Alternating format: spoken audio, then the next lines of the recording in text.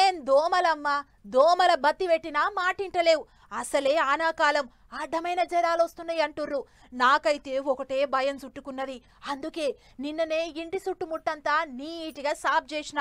మున్సిపాలిటోళ్లతోని దోమల మందు కూడా కొట్టించిన. ఉడుకుడుకు నీళ్లు తప్ప ఏరే నీళ్ళే తాగుతలేను.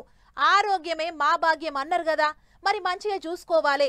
అసలే డెంగు దోమలు, టైఫాయిడ్ దోమలు ఎప్పుడెప్పుడు పట్టి పీకలు నాని కొర కొర చూస్తున్నాయట, కాసుకొని కూస్తున్నాయట. మచ్చర్దానాలు, దోమల బ్యాట్లు, దోమల బత్తీలు అన్ని తయారు ఉంచుకోండ్రి.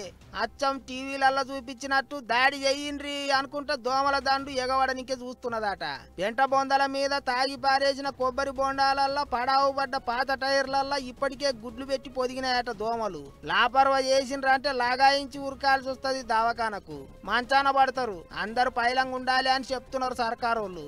ఇప్పటికే ఊర్ల పోంటి డెంగ్యూ దోమలు మనుషుల చుట్టూ రాగాలు తీసుకుంటూ తిరుగుతున్నాయి. కామారెడ్డి జిల్లాల మనుషులను మంచం పట్టిస్తున్నాయి. పల్వంచ మండలం భవానీపేటలున్న కిసాన్ నగర్ లో ఇంటికొకరు అడ్డం పడ్డారు. అన్ని డెంగ్యూ కేసులేనట.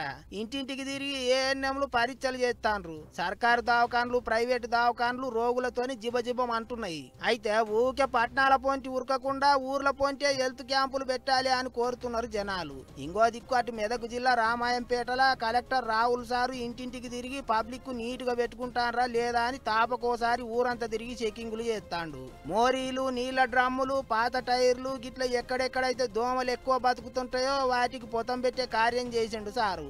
ఎప్పటికప్పుడు వాడల పొంటి చెకింగులు చేయాలి అని ఆఫీసర్లను కూడా హుషారు చేసిండు. ఏమైనా వానకాలం ఇంకా శానొద్దులే ఉన్నది. ఇప్పుడంటే పెద్దగా లేవు గాని పోత పోత వానల మోక గట్టిగానే ఉన్నది అంటున్నారు. రోగాలతోని పైలం పబ్లిక్, అన్నిటికీ మించి దోమలతోని ఇంగిత పైలం ఉండాలి.